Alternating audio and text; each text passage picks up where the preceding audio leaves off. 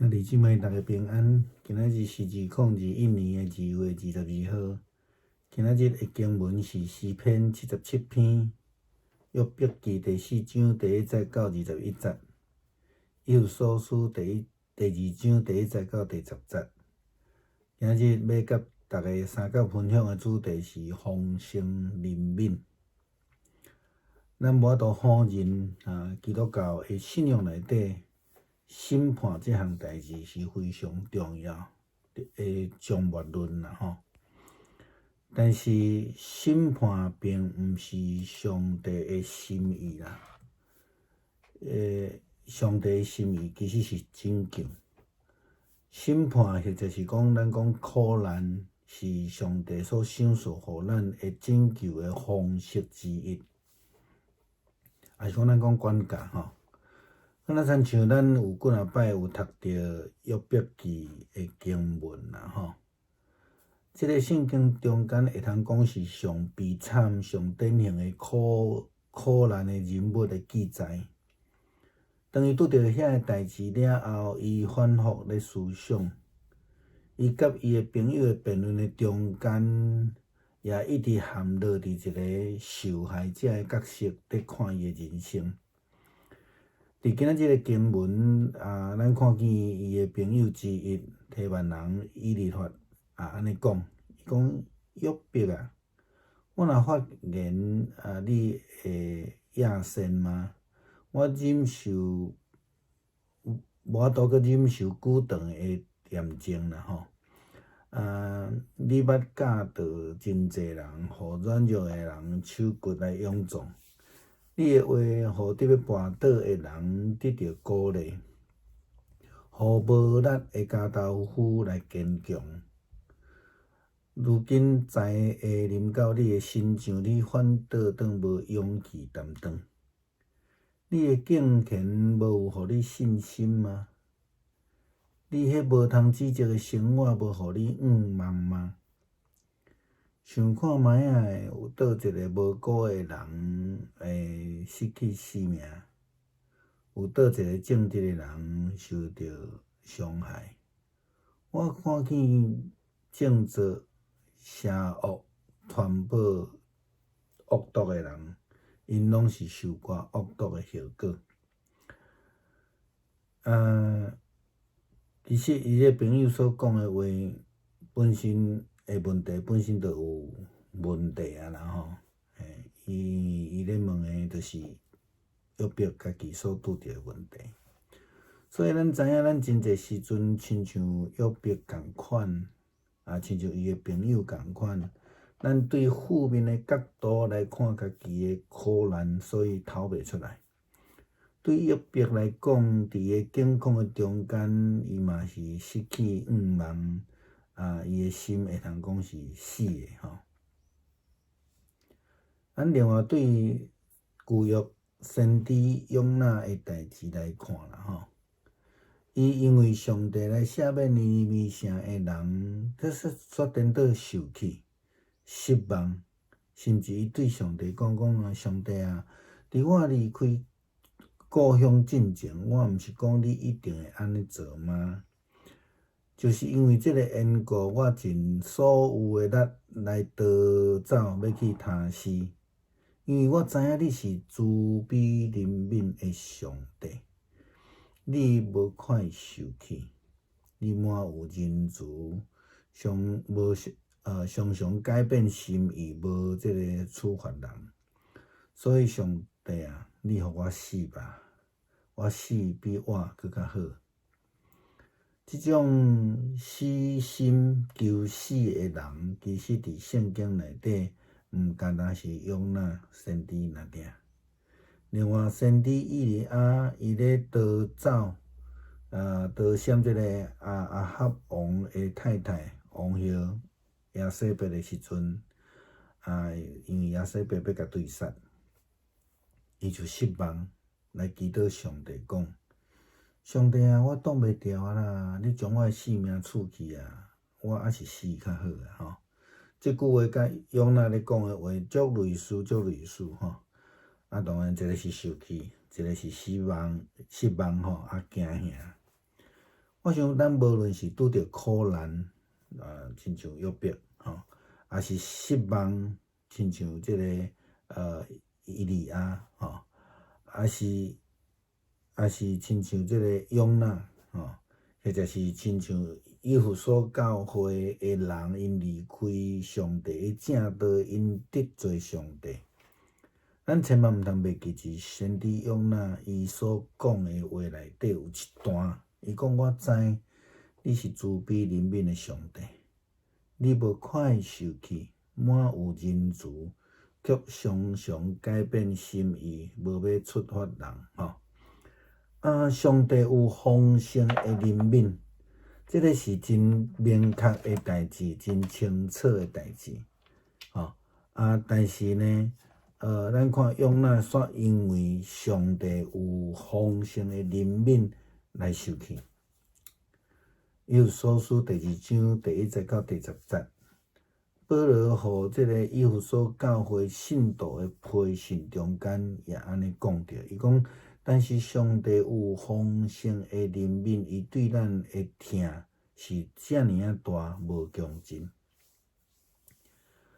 伫以弗所书的背景，是因为以弗所教会的基督徒因违抗上帝的命令，因顺服世界的邪恶的风俗。这带咱倒转去伫即几工，咱有讲到哥林多后书第6章14节的经文，咧讲到信甲无信的人袂当担同一个担，正甲邪怎会当合作？光明甲黑暗怎会当共存呢？其实咱会当看到以弗所教会因的环境。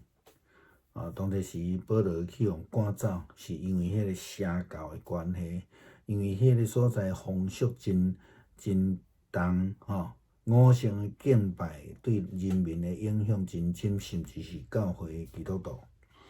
因安尼甲因男杂做伙了后，因就离开上帝的真道。这就是保罗所咧讲信甲无信的人袂当担一个担，担一个担。一旦拍破这个界限的时阵，基督徒就真容易受影响来离开上帝。虽然安尼，咱知影上帝是有丰盛怜悯的主。虽然咱会离开上帝，咱伫灵性上会死，但是上帝依然愿意将伊的救恩赏赐互咱。咱来看今仔日的以弗所的经文，伊讲伫咱的灵性顶悬违背罪中间死的时阵，伊互咱甲基督同过活，是伊的恩典救恁。上帝已经互阮伫这个基督耶稣的性命甲基督同过活，伫天顶掌权伊安尼做是世世代代人表明伊的大恩典，就是伊对基督耶稣咱显示出来的慈爱。恁是靠上帝的恩典凭信心得救的，这毋是出伫恁家己的行为，乃是上帝的恩赐。这已经真清楚啦所以无论是受气，无论是离开上帝，无论是惊吓失望，也是拄着苦难，咱伫无共款的境遇内底，无说而离开上帝的道理，咱千万毋通灰心啦因为上帝是满有丰盛怜悯的上帝，伊随时甲咱同在，因为伊是以马内利的上帝。弟兄姊妹平安，今天是2021年2月22号。今天的经文是诗篇77篇、约伯记第4章第1到21节、以弗所书第2章1到10节。今天要跟大家分享的主题是丰盛怜悯。我们不可否认的，在基督教的信仰里面，审判这件事情是非常重要的一个终末论。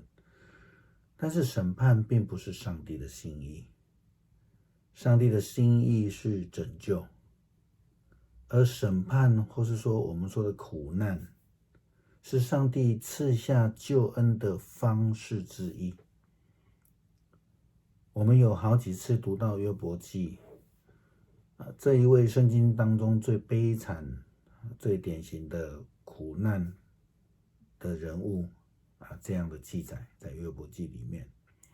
在他遇见苦难之后，他反复思想，特别在与他3个朋友的辩论当中，我们可以看到他们一直的陷落在所谓的受害者的角色。今天的经文，他的朋友之一提曼人以利法也这样子来说道，他说：约伯啊，我若发言，你厌烦吗？我忍受不了长久的沉默了。你曾教导许多人，使软弱的手背强壮。你的话使快要跌倒的人得到鼓励，使无力的膝盖坚强。如今灾祸临到你身上，你反而没有勇气担当。你的敬虔没有给你信心吗？你那无可指责的生活没有给你盼望吗？想一想，有哪一个无辜的人伤亡呢？有哪一个正直的人遭殃呢？我看见耕种那邪恶散播恶种的人，他们都收割邪恶的后果。基本上以利法的问题是很有问题的啦，比如说他说哪一个正直的人遭殃那就是约伯啊，就是因为这样子他才转不出来嘛。是的，我们很多时候就如同约伯还有他的朋友们一样，我们都在那边转圈，我们总是从负面的角度在看自己的苦难。对约伯而言，在他的境况中呢，他似乎也失去了盼望，或是说他的心也已经死了。我们再从另外一处的旧约经文人物先知约拿，他呢因为上帝赦免尼尼微城的人，他反而生气了。全城的人悔改，因为他的传福音警告，全城的人悔改，他反而生气失望，甚至他对上帝这样说：上主啊，在我离开家乡以前，我不是说你一定会这样做吗？就因这缘故，我尽了所有能力要逃往这个他施。我知道你是慈悲怜悯的上帝，你不轻易发怒，满有仁慈，常改变心意，不惩罚人。所以上主啊，让我死吧，我死了比活着还好。上帝让尼尼微城的全部的人悔改，结果约拿生气之后他求死。这个求死的人在圣经里面的记载不只有约拿而已他是生气的部分。另外一位比较有名的人物是以利亚，他在逃避亚哈王的王后耶洗别的追杀的时候呢，他也是失望害怕的对上帝祷告说：上主啊，我受不了了，把我的性命取去吧，我还是死掉好。这句话跟约拿所说的几乎是一模一样约拿说我死比活着还好所以无论我们是遇到苦难，或是因为失望，或是像约拿的生气，或是像以弗所教会信徒他们离开上帝的正道而得罪上帝，我们千万不要忘记先知约拿他所说的那一句话，在他经文里面他说：我知道你是慈悲怜悯的上主，你不轻易发怒，满有仁慈，常改变心意，不惩罚人。上帝有丰盛的怜悯啊，这个是非常清楚的一件事情。这样子的话，也在保罗给以弗所教会在第2章第1节到第10节，我们今天的经文里面，保罗这样提到，他说：“但是上帝有丰盛的怜悯，他对我们的爱浩大无穷。”以弗所的教会，他们违抗了上帝命令，他们顺服所谓的世界的邪风恶俗。这样子的事情，带我们再重回最近我们讲了几次的哥林多后书第6章14节的经文。他说：“信与不信的人不要同负一恶，正与邪怎么能够合作呢？光明和黑暗能够共存呢？”我们知道以弗所的很严重的问题就是邪教拜一个女神那保罗当时候在那边传福音的时候，就是被这些人赶出去的那以弗所教会的信徒呢，也受到这个当地的邪教风俗、偶像敬拜的影响，他们离弃了上帝的真道。这就保罗就跟我们说的，跟哥林多教会说的，信与不信不能同负一恶就是说你不能说没关系啦一旦打破了这个界限的话，基督徒就很容易来背离上帝。虽然如此，我们背离了上帝，我们失望，我们生气，我们遇到苦难，但是不要忘记上帝是有丰盛怜悯的主。即便是我们离开了上帝，在灵性上我们死掉了，但是上帝仍然愿意将他的救恩赐给我们。以弗所书的经文说，我们的灵性违背命令在最终死的时候，他使我们与基督呢一起复活，是他的恩典救了你们。上帝已使我们在基督耶稣的生命里与基督一同复活，一同在天上掌权。他这样做是要向世世代代表明他极大的恩典，就是他从基督耶稣向我们显示出来的慈爱。你们是靠上帝的恩典凭信心而得救的，你不是出于你们自己的行为，而是上帝的恩赐。